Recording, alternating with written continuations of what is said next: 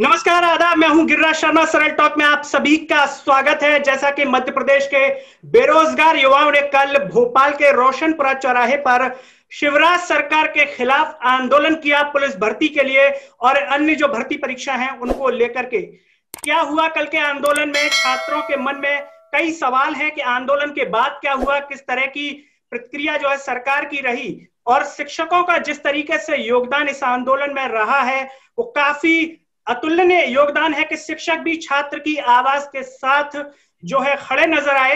हमारे पास कई छात्रों के मैसेज आए कि इसको लेकर के दिनेश चौहान सर से बात की जाए। इतने मैसेज आए कि हम खुद रोक नहीं पाए चौहान सर से बात करने के लिए। तो सबसे पहले तो उन सभी छात्रों को हम ये कह देना चाहते हैं कि चौहान सर आपके सभी सवालों के जवाब देने के लिए हमारे साथ जुड़ चुके हैं। दिनेश चौहान जी, आपका बहुत बहुत स्वागत है सरल टॉक में। जी नमस्कार, बहुत बहुत धन्यवाद आपका सर। जी दिनेश जी, सबसे पहले तो ये कि कल जो आंदोलन हुआ, जिस तरीके से प्रयास किए जा रहे थे, किस रूप में देखते हैं आप कल के आंदोलन को? कल का आंदोलन अपने आप में एक सफल रहा है, अपना मैसेज छोड़ने में सफल रहा है। आंदोलन ने बता दिया है कि सरकार अगर कुंभकर्ण की नींद सोई रहेगी तो हम उन्हें ऐसे ही उठाते रहेंगे, भले ही वो कांग्रेस बीजेपी करते रहें, हमें उससे कोई फर्क नहीं पड़ता है। हमारा मुद्दा पुलिस भर्ती, मध्य प्रदेश में सरकारी भर्तियां, पीएससी भर्तियां, शिक्षक पदोन्नति है, थी और रहेगी। जी, जैसा कि कल का आंदोलन रहा और कई दिनों से इसके लिए जो है छात्रों को इकट्ठा किया जा रहा था, तो कैसा आंदोलन रहा? कितने छात्र इकट्ठे हुए? जैसी आप उम्मीद कर रहे थे उससे कहीं ज्यादा छात्र एकत्रित हुए या और छात्र वहां पर एकत्रित होने चाहिए थे? मैं उम्मीद इतना किया था कम से कम 2000 छात्र आएंगे ही आएंगे जी। और एस्टिमेट लेके चल रहे थे हम लोग 5000 छात्रों का, लेकिन दो से भी ज्यादा, लगभग 3-3.5 छात्र थे। क्योंकि शुरुआती दौर में ही सीआईडी ने मुझे मतलब ट्रैप कर लिया था। उन्होंने देखा कि अध्यक्ष यही है उसको, इसलिए उन्होंने मुझे पकड़ लिया। और जैसे ही देखा गया कि पकड़ लिया तो साथ में हमारे जो और क्रांतिकारी नामदेव वगैरह थे और जो लोग थे वो भी हमारे साथ सम्मिलित हो गए।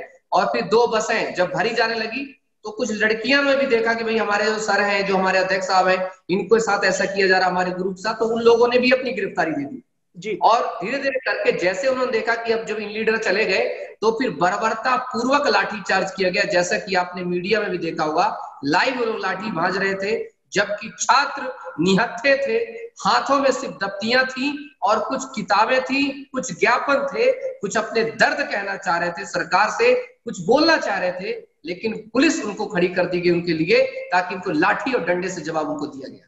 जैसा कि आपने कहा कि छात्र जो है हाथों में ज्ञापन लेकर के वहां पहुंचे, तो क्या लगता है कि छात्रों के इस ज्ञापन से भी शिवराज सरकार डर गई और पुलिस के द्वारा इस तरीके से कार्रवाई करवाएगी?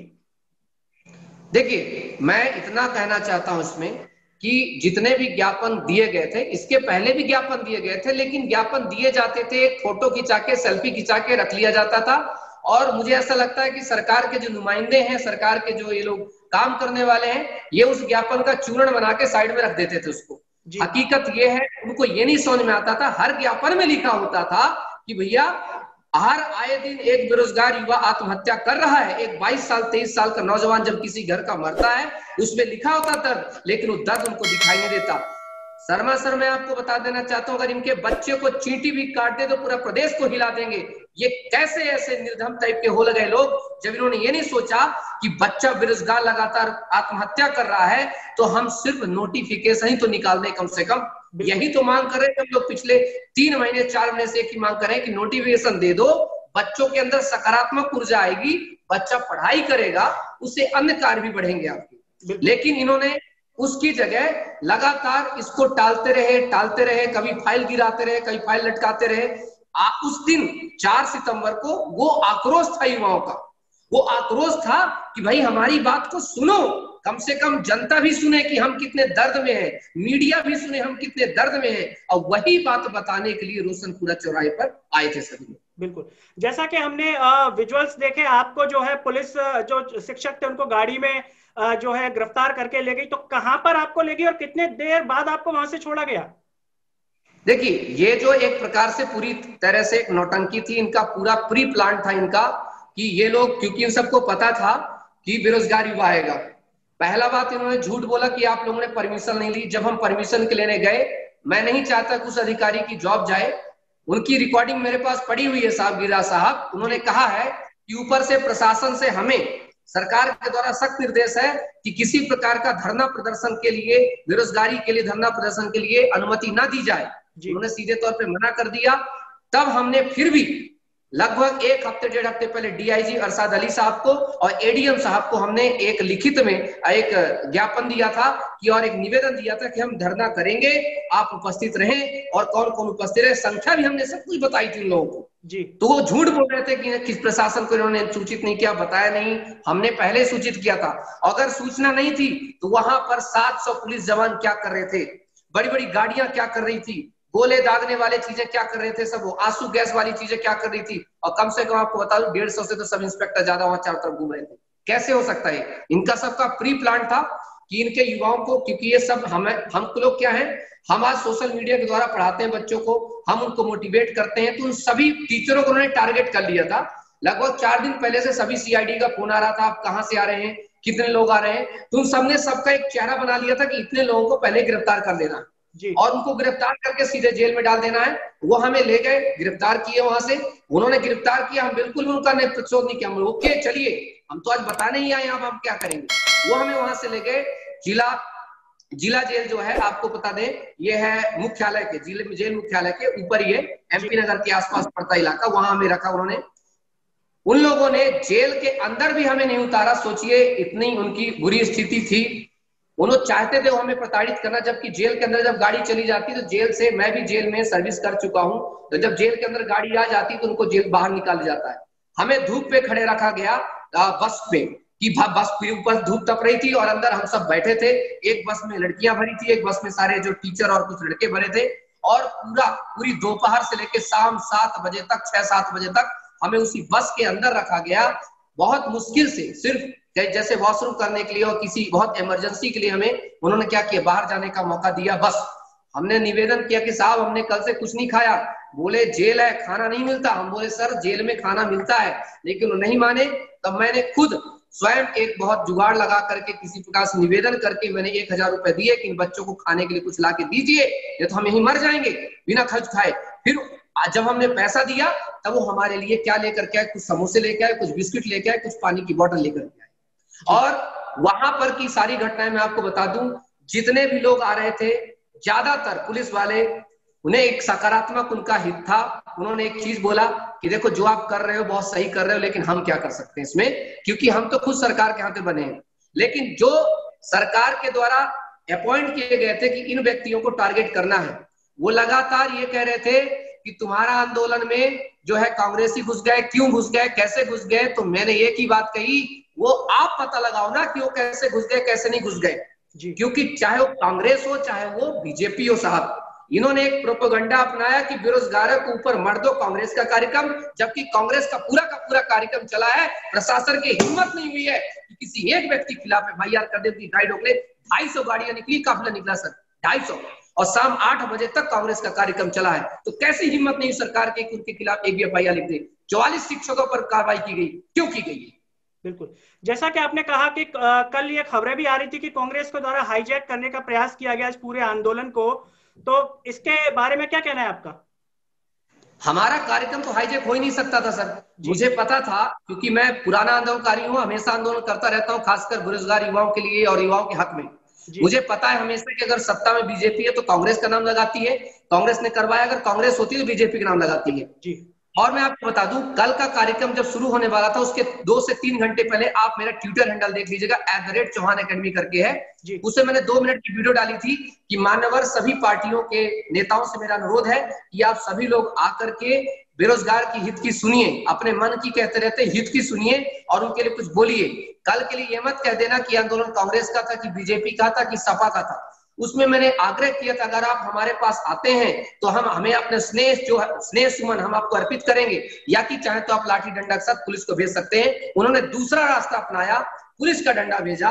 क्योंकि वहां पर हमने सभी पार्टियों को आमंत्रित कर दिया था, तो कुछ बीजेपी के नेता आ गए। क्यों? और वो आ गए तो बिल्कुल भी भरोसा नहीं करता। मैं तो कहता हूं अच्छी चीज है गिरिराज साहब, चाहे वो पक्ष का नेता हो चाहे विपक्ष का नेता हो, है तो वो समाज का व्यक्ति।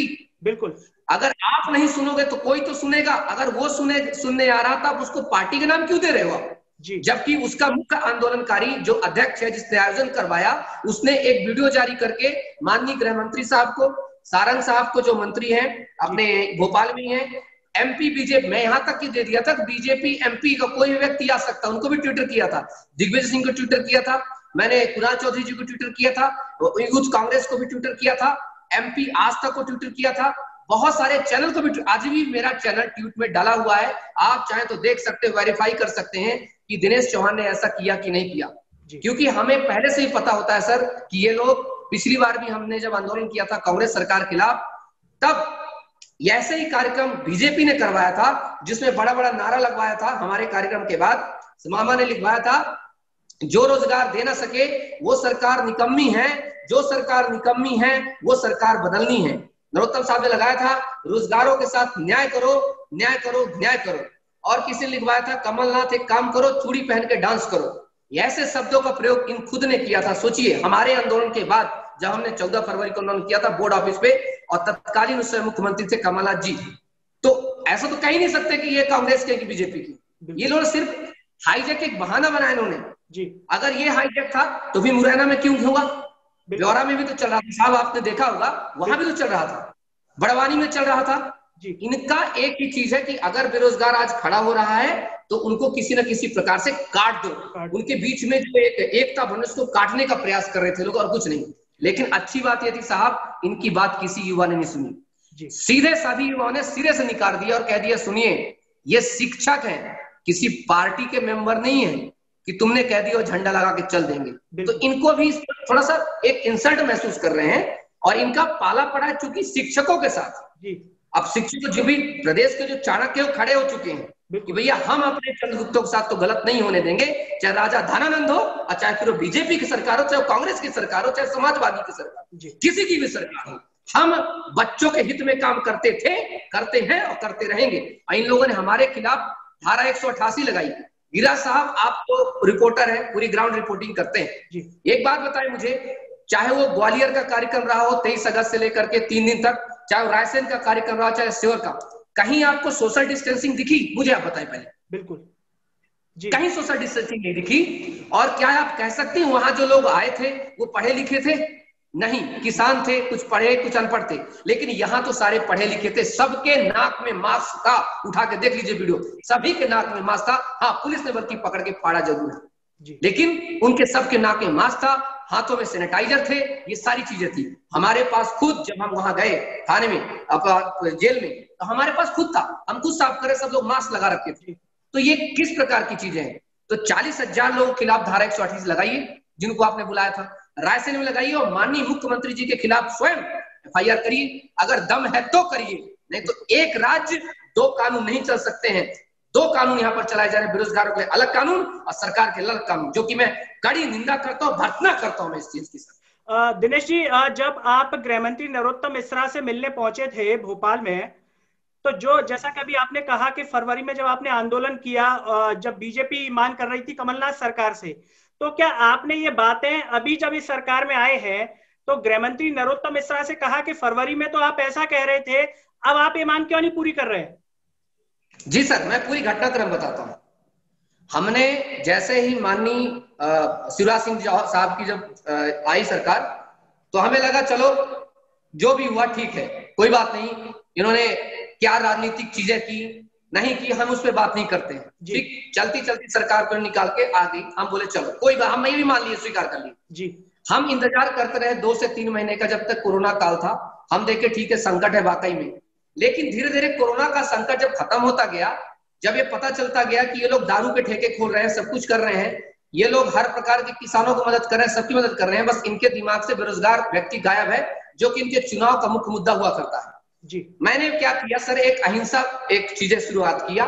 1 जून से, चूंकि 1 जून के मेरे ग्रैंडफादर की डेथ भी हुई थी, लेकिन मैं घर नहीं गया, मैं 1 जून से लेकर 10 जून तक लगातार इनके घर के बाहर 74 में खड़ा होता था, और वहां जाकर के मैं 2 लेटर देता था, एक ज्ञापन देता था भर्ती निकालने का, एक लेटर देता था कि प्यारे मामा अपने प्यारे भांजे भांजियों से एक बार मुलाकात कर लीजिए, मात्र आपका हमें 5 मिनट चाहिए, क्योंकि मैं देख लिया था कि लगातार बच्चे सुसाइड कर रहे हैं मानसिक अवसाद में आके, पिछले 3 साल से भर्ती नहीं आई। जब भर्ती नहीं आई तो भाई पैसा भी खर्च हो गया, क्या करेंगे बेरोजगार। तो जिनके अंदर ताकत नहीं होती खुद को महसूस करने की या सकारात्मक नहीं चल पाता, तो आत्महत्या करने को सुस्त होते। तो मुझे लगा कि शायद मामा एक बार मिलेंगे और कह देंगे मैं भर्ती दूंगा बेटा, अगस्त में दूंगा, जुलाई में दूंगा, सितंबर दूंगा, तो बच्चों के अंदर सकारात्मक है। लेकिन साहब उस व्यक्ति के पास, माननीय मामा जी के पास, उनके पास 5 मिनट देने का वक्त दिया। 10 दिन लगातार हमने ज्ञापन दिया, 1 जून से लेकर 10 जून तक, तब भी। उसके बाद आपको कुछ दिन पहले पता होगा लड़कियां लेके गई थी, राखी लेके गई थी, आपको भी याद होगा जी, ठीक है। राखी लेके गई थी किसके पास? गृह मंत्री जी के पास और माननीय मुख्यमंत्री जी के पास। तब भी इन्होंने लठ चलवाए थे, पॉलिटेक्निक चौराहे से जाई जब बल्लभ भवन गई तो मैंने लठ चलवाए, लड़कियों को गाली दी गई, लड़कों को गाली दी गई और बड़ी बुरी तरीके से पुलिस ने पेश आई। यहाँ तक कि पुलिस ने लड़कियों को कहा कि एक केस लगा दूंगा ना, 14 साल तक तुम्हारा यहाँ वहां चलता रहेगा और तुम फिर भूल जाओगे सब कुछ। ये घटनाक्रम चलता रहा। फिर हम एक बार गए, माननीय गृह मंत्री साहब के पास गए तो बड़े 50-60 लोग गए, सोचे सोशल डिस्टेंसिंग साथ ज्यादा भीड़ ना बुलाई जाए। इन्होंने बोला ठीक है मैं अभी जाता हूं बल्लभ भवन, भर्ती निकालता हूं। हम बोले बहुत बढ़िया, अच्छी चीज है, मेरे पास सारी वीडियो पड़ी है, आपको मिल भी जाएंगी जी। उसके बाद हम इंतजार करते रहे, जब हो गए कम से 30 से 40 दिन कि भैया बल्लभ भवन क्या साहब नहीं पहुंचे। 30-40 दिन बीतने के बाद फिर हम पहुंचते गृह मंत्री जी के पास, तो इस बार उनका रवैया थोड़ा बदला हुआ। रवैया बदला ऐसे होता है, आपने देखा होगा वो मोबाइल में बात कर रहे हैं, हम इधर हाथ जोड़ करके कह रहे हैं साहब जब से मैं पहले आया था तो कहा था आपने कि भर्ती जो है अभी जाता हूं निकाल दूंगा, लेकिन अभी तक निकले नहीं। तो उन्होंने कहा कि यार वो फाइल फंस गई है। मतलब कहां फंस गई? बोले वित्त विभाग में फाइल फंस गई है। सर ये बताइए, एक गृह मंत्री जिसकी सरकार हो, जो कहा जाता है कि सीएम के बाद सेकंड जो पावर है सबसे ज्यादा गृह मंत्री के पास, उनकी फाइल फंसेगी तो हम बेरोजगारों क्या हो। मैंने यही बात कही, उन्होंने कहा मुंगेरी लाल के हसीन सपने जी। सर ये एक विवादास्पद चीजें थी जी। मुझे लगा ठीक है चलो आपने ये चीज कह दी। फिर मैंने बोला जब से मैं पहले मिला था और 40 दिनों में लगभग 28 से ज्यादा लोग आत्महत्या कर चुके, साहब कुछ तो तय कीजिए, कुछ कह दीजिए कि भाई मैं 1 महीने में, 1.5 महीने में, जनवरी में, 1 हफ्ते में, 15 दिन में निकलवा दूंगा। उन्होंने क्या कहा कि क्या पहले बच्चे नहीं मरते थे? इसका मतलब हुआ कि पहले बच्चे मरते थे तो बच्चे आज ही मरते रहे। क्या सुशांत सिंह राजपूत की आत्महत्या इतनी महत्वपूर्ण होती है? क्या ये जो बेरोजगार युवा जो मर रहा है उसकी कोई वैल्यू नहीं है, उसकी कोई महत्व नहीं है उसका?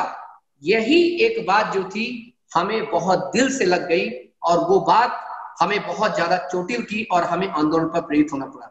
आंदोलन के पहले भी मैं आपको बता दूं, आप कहेंगे तो मैं आपको स्क्रीनशॉट भेज दूंगा। बल्लभ भवन में 27 तारीख को मुख्यमंत्री से मिलने के लिए हमने आवेदन लगाया। दिनेश कुमार प्लस 2 लोगों का अन्य, मैंने अपना नंबर भी दिया 78272811, उसमें सबको लिखा है। उन्होंने 31 तारीख को लिस्टिंग किया 2:38 पर दोपहर में कि दिनेश कुमार मुख्यमंत्री से मिलना चाहते हैं, लेकिन 4 दिन तक कोई रिप्लाई नहीं आया साहब। ये कल इनके मंत्री आरोप लगा रहे थे कि इनका प्रतिनिधिमंडल कभी मिलने का प्रयास नहीं किया। इतने झूठे हैं ये लोग जिसका जवाब इनको देना पड़ेगा। और मैं चाहता हूं कि आपके माध्यम से पास जवाब जाए कि बेरोजगार सिर्फ बेरोजगार होता है, वो ना कांग्रेसी होता है और ना बीजेपी वाला होता है। उसके साथ न्याय करिए आप। और ये सारा का सारा कार्यक्रम ये हुआ अभी तक का, आपके दिमाग में क्लियर हो चुका होगा कि ये बेरोजगार ना बीजेपी के हैं ना कांग्रेस के हैं, ये बेरोजगारी के मरे किसान के बच्चे, मजदूरों के बच्चे। बिल्कुल दिनेश जी, कल हमने वीडियोस में देखा एक तरफ शिवराज सरकार महिलाओं की सुरक्षा और सम्मान की बात करती है, लेकिन कल वीडियो में दिखाई दे रहा था कि महिलाओं को भी जो है जबरदस्ती पकड़ा जा रहा था, घसीटा जा रहा था। तो क्या माना जाए, सरकार का ये दोहरा रवैया है? इनके लिए भांजियां जो ट्वीट के लिए अच्छी होती हैं, भैया ट्वीट, उसमें फोटो वो शानदार ट्वीट कर दिए कि मेरी भांजी है, मेरे प्यारे भांजियों।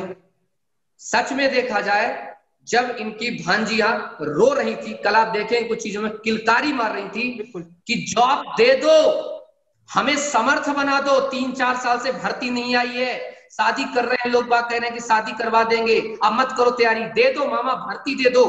ये गिड़गिड़ा रही थी लड़कियां और साथ ही साथ इनको खींच खींच करके जेल में भरा जा रहा था, लठ पड़ रहे थे। ये पहला लठ नहीं था, बल्लभ भवन में पहले भी लठ पड़ चुका है, लड़कियों को भगाया जा चुका है, लड़कियों को गंदा गंदा बोला गया है। और ये जो रवैया है सरकार का वो बिल्कुल भी गलत है। मैं तो इसकी बहुत ज्यादा निंदा करता हूं और साथ में हर कोई व्यक्ति निंदा करेगा इसके बारे में। जिस लड़की को मीडिया देख रहे थे, कवर कर रही थी, उनको जबरदस्ती घसीटा जा रहा था, यहां तक कि एक बहन ने तो उल्टी कर दी थी, तब भी उसको भर करके ले गए। ये तब भी नहीं मानेंगे। ये फिर क्या है? बिना प्रशासन के, बिना सरकार की अनुमति के पुलिस कभी लाठी जी है। हमने आंदोलन किए हैं, पुलिस उठाती है, ले जाती है, लेकिन कभी एफआईआर लॉन्च नहीं करती है। इनका मकसद था कि इन्हें एफआईआर कराना। और आपको एक बात बता दूं साहब, लड़कियों को सीधे समझाया गया है, हम सबके सामने खड़े करके, लड़कों को भी, हम तुम्हारे ऊपर एफआईआर दर्ज कर दिए हैं, 6 महीने तक के लिए तुम्हें प्रतिबंधित कर दिए हैं कि तुम किसी प्रकार के आंदोलन में भाग नहीं लोगे, ना ही आंदोलन करोगे। अगर करोगे तो तुम्हें जेल भेज दिया जाएगा, बाकी तुम्हारा केस चलेगा। इसका मतलब क्या हुआ साहब? मजिस्ट्रेट साहब ये कहना चाहते थे कि जब तक चुनाव नहीं हो जाता, जब तक सरकार सब कुछ नहीं कर लेती, तब तक तुम क्रांतिकारी विचारधारा अपने दिमाग में ही रखना और घर में बैठ जाना। बात समझ सर? जी दिनेश जी, जैसा कि कल मुरैना की अगर हम बात करें, आंदोलन हुआ, वहां पर युवा साफ तौर पर ज्ञापन देते समय यह कह रहे थे कि 5 दिन के भीतर अगर नोटिफिकेशन नहीं आया तो उग्र आंदोलन किया जाएगा। आगे की क्या रणनीति है आपकी इसको लेकर? आगे की रणनीति यह है कि फिर सरकार जैसे सुनेगी वैसे बच्चे सुनाएंगे। जी मेरे पास मुरैना से भी फोन आया, हर जगह से फोन आया, गुरुदेव हमें क्या करना है, हम बहुत आहत हुए सुनकर के आपके खिलाफ एफआईआर कर दिए हैं, तो हमें बताइए हमारा अगला आदेश क्या है। मैं बोला देखिए, हमेशा बापू का देश है, हमें अहिंसा का पालन हमेशा करना है, हमें हिंसा कभी नहीं करना है। हम चंद्रशेखर और आजाद भगत सिंह को भी मानते हैं, लेकिन उन्होंने भी हमेशा अहिंसा पर विश्वास किया होगा। लोगों ने हिंसा का टैग जरूर दे दिया है, लेकिन हमेशा अहिंसकवादी थे। उन्होंने हमेशा कहा है कि जो काम गोली नहीं करती है वो काम बोली करती है। इसलिए हमें अपनी आवाज उठाना है, और आवाज उठाने के लिए, बहरों को सुनाने के लिए गूंज तेज होनी चाहिए। गूंज ऐसी करो, इतनी जोरदार आवाज करो कि दिल्ली तक पहुंचे, तब शायद इनके कान थोड़ा उठे और समझ में आए कि बच्चों को भर्ती दे दो, तुम लग जाओ अपने इलेक्शन में, ये लग जाए अपने सिलेक्शन में। क्या गलत कह रहे हैं बताइए? बिल्कुल बिल्कुल सही कहा आपने। युवा ये भी कह रहे थे कि अगर चुनाव से पहले, उपचुनाव से पहले भर्ती नहीं निकाली गई तो क्या लगता है कि विधानसभा उपचुनाव में सरकार को इसके गंभीर परिणाम भुगतने पड़ेंगे? गंभीर परिणाम कह रहे हैं, सरकार तो खुद ही समझ रही है इस बात का कि 25 से 26 जो सीटों पर जो भी चुनाव हो रहे हैं, उनमें से 19-20 सीटों पर तो अपने ही सर्वे में पीछे चल रही है।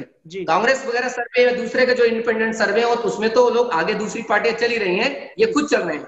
इनके पास आखिरी मौका है। अगर इन्होंने भर्ती दे दी तो मैं कह रहा हूं शर्मा साहब, भर्ती दे दी तो इनकी सारी चीजें चमत्कारिक रूप से बदल जाएंगी। भर्ती में पैसा नहीं लगता है, आपको ही पता, नोटिफिकेशन निकालने में पैसा नहीं लगता है। कुछ लगता है तो कोई बात नहीं, जितना हजारों करोड़ रुपए खर्च कर रहे हैं लोग चुनाव के लिए, उससे कम में ये भर्ती दे सकते हैं, किसी घर को आबाद कर सकते हैं, और वो दुआएं भी देंगे और वोट भी देंगे।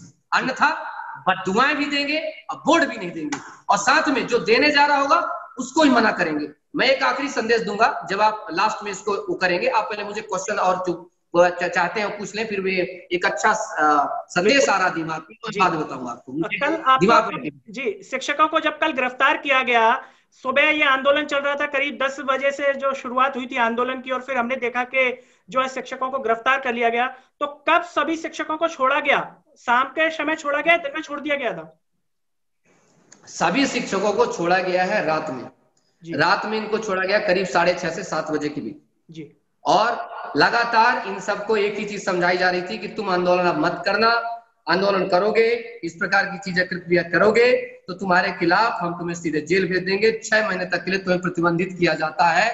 जैसे मैंने ये शब्द सुने तो हम सभी शिक्षक समझ गए कि किसके इशारे पर और क्यों हो रहा है ऐसा। जी, बात की जाए कांग्रेस की, कल मैंने के मिश्रा जो कांग्रेस के प्रवक्ता है उनसे फोन पर बातचीत हुई, पीसी शर्मा जो पूर्व मंत्री है कांग्रेस के, उनसे भी मेरी बात हुई।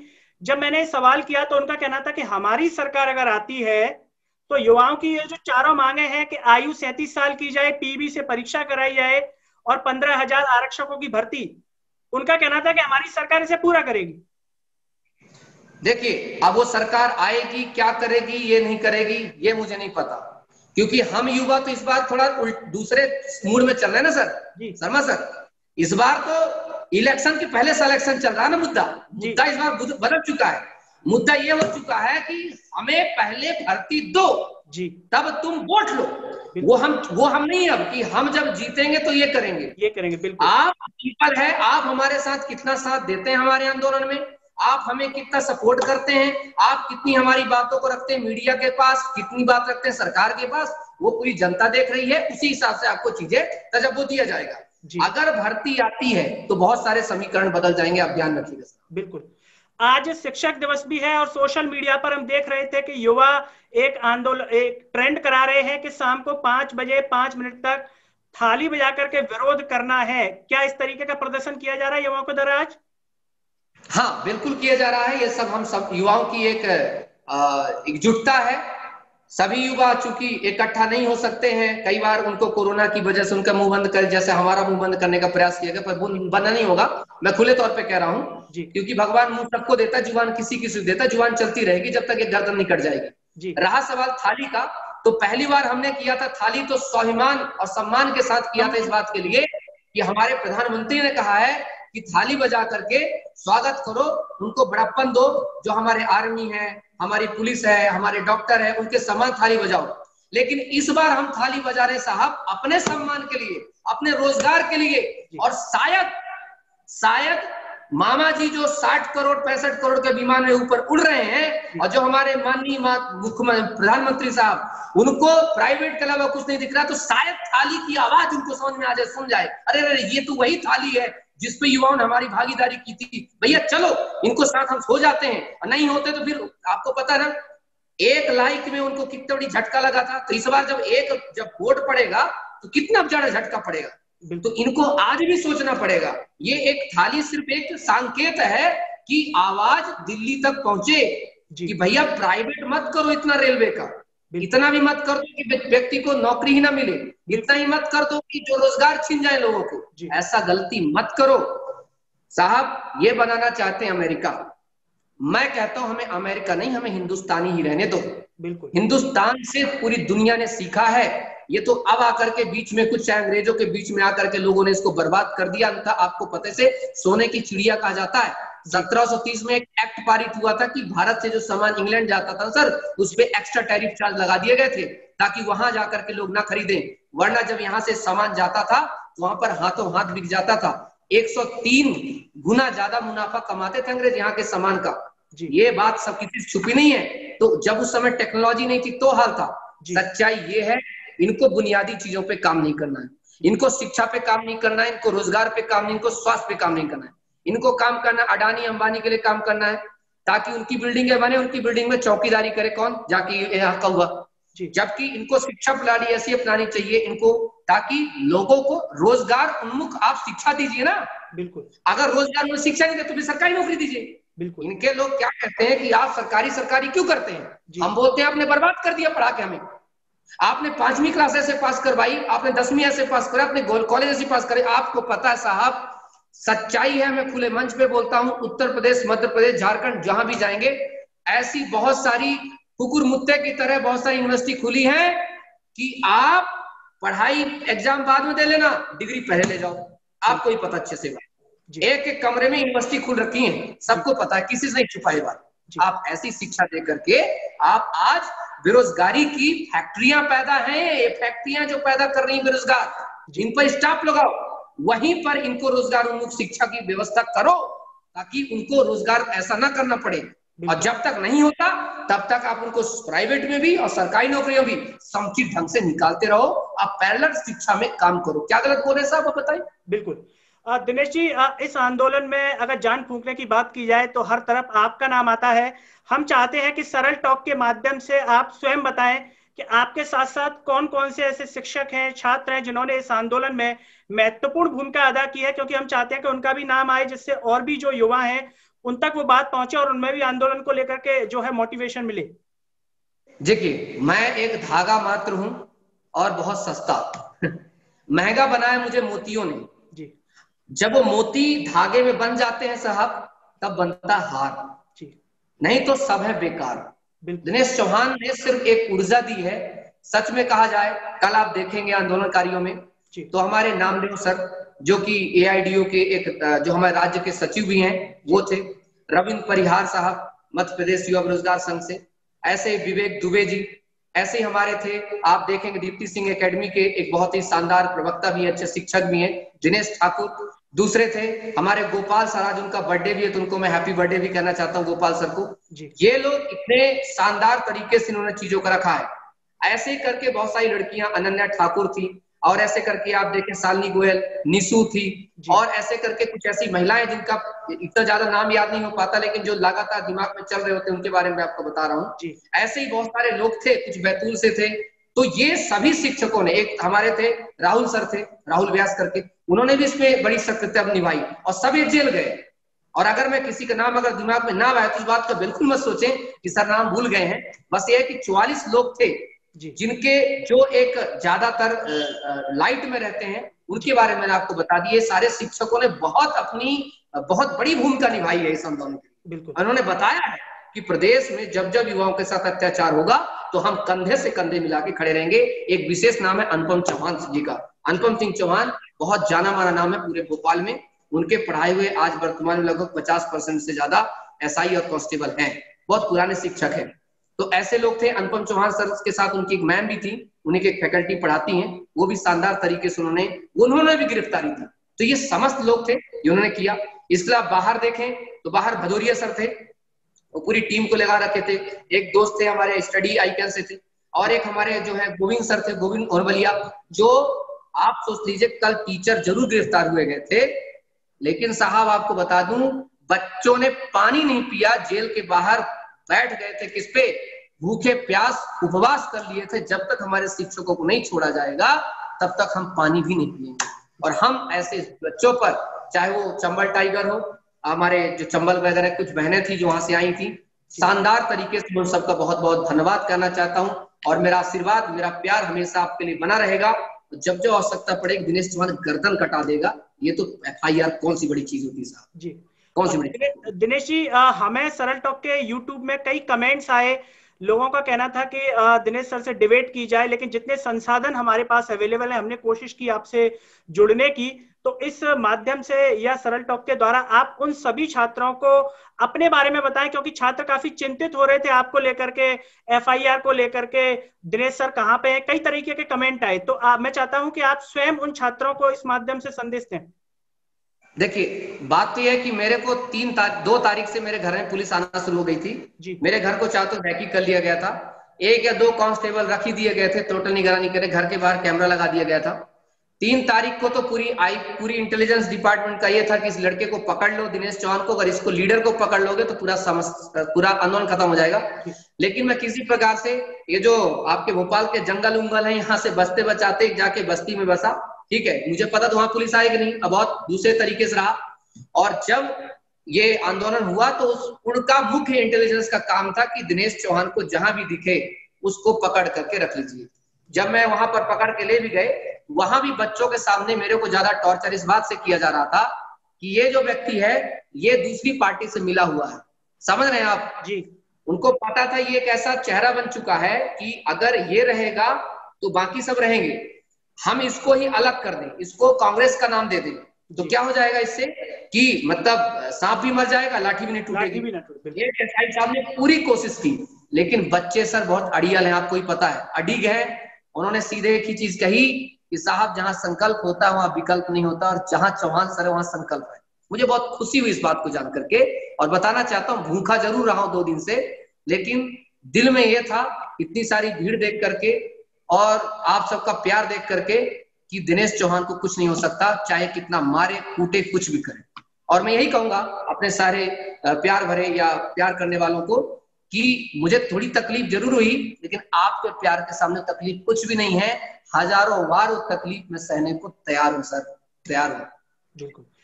दिनेश जी, चलते चलते संक्षिप्त में अगर आप प्रदेश के युवाओं को संदेश देना चाहें तो क्या कहना चाहेंगे?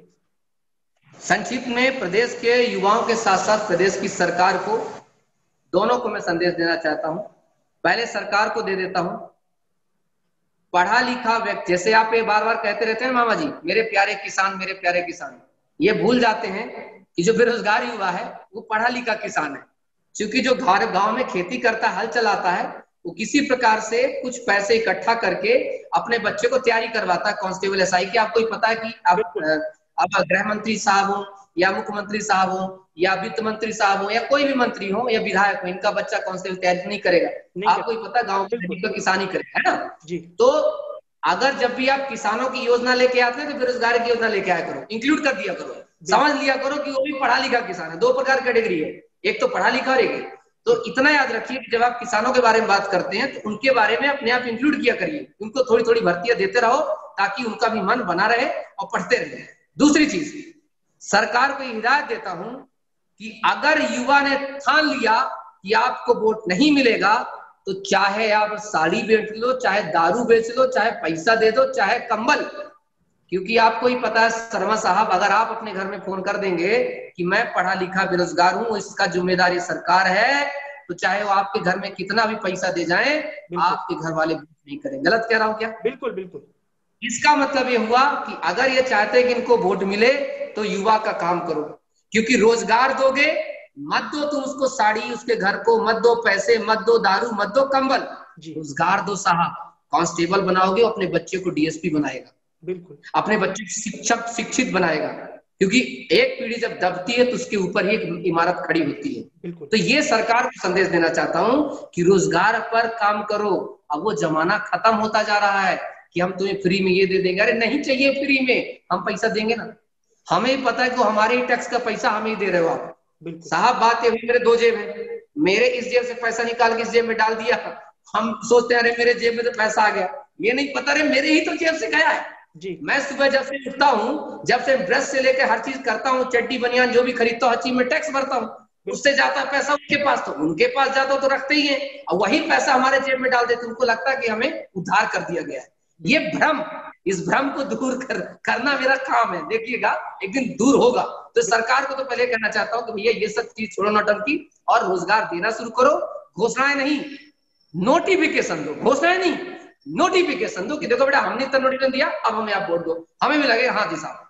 और युवाओं को कहना चाहता हूं, जिस प्रकार से यलगार आपने मचाया है, और अगर थोड़ा भी मानते हैं कि हाँ अपने स्वाभिमान को, अपने मान सम्मान को, तो अब खड़े हो जाओ, क्योंकि अगर आप अभी तक आपको डर था कोई लीडर नहीं है, कोई लीडर नहीं है, कोई अब लीडर आ गया ना दिनेश चौहान, क्यों टेंशन ले रहे हो? लाठी खाने होंगे, डंडे खाने होंगे, जेल जाने होंगे, सब कुछ है, आप बस खड़े रहो मेरे पीछे, पीछे खड़े रहो, टेंशन न लो आगे। अगर क्योंकि सर क्या है, एक चेहरे की जरूरत होती है, बिल्कुल सबकी एक चेहरे की जरूरत होती है। तो सभी शिक्षकों से भी कहना चाहता हूँ आप सबसे कि एक चेहरे की जरूरत थी आपको, चेहरा आपके पास सामने खड़ा है और निस्वार्थ भाव से खड़ा है, ना कांग्रेस के समर्थन से, ना बीजेपी के समर्थन से, आपके समर्थन से। और एक बात और कहना चाहूंगा युवाओं से, नहीं समर्थन करोगे तो मैं भी जाके खेती करने लगूंगा, खून किसान का लड़का, कोई दिक्कत की बात नहीं होगी। 2-4 केस लगाएंगे लोग सरकार, और 2-4 केस लगाएंगे तो एक आध में खेत बेच करके अपना केस लड़ लूंगा, आप लोग सहायता नहीं करोगे तो अभी जाके खेती कर लूंगा। अगर सपोर्ट किए तो ये तो काल के मुंह में भी चला जाऊंगा तो आप मुझे काल के गाल से निकाल लोगे। समर्थन में इतनी ताकत होती साहब जी, तो समर्थन करिए बिल्कुल कि हाँ हमें रोजगार मिले, और एक होके रहिए, एक एल्गार मचा दीजिए, तहलका मचा दीजिए। और हमेशा याद रखिए, सिलेक्शन से पहले इलेक्शन, सॉरी इलेक्शन से पहले सिलेक्शन, बिल्कुल उस धारणा को बदल दीजिए जी, बस इतना ध्यान रखिए।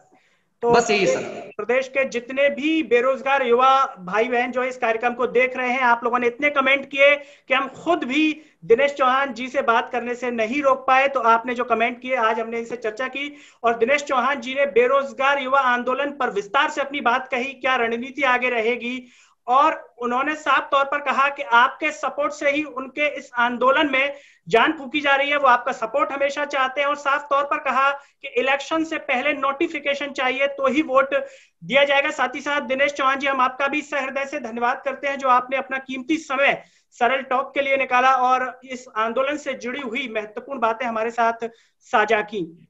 तो दोस्तों फिलहाल इतना ही, अगले वीडियो में आपसे फिर होगी मुलाकात, तब तक के लिए मुझे दीजिए इजाजत, नमस्कार।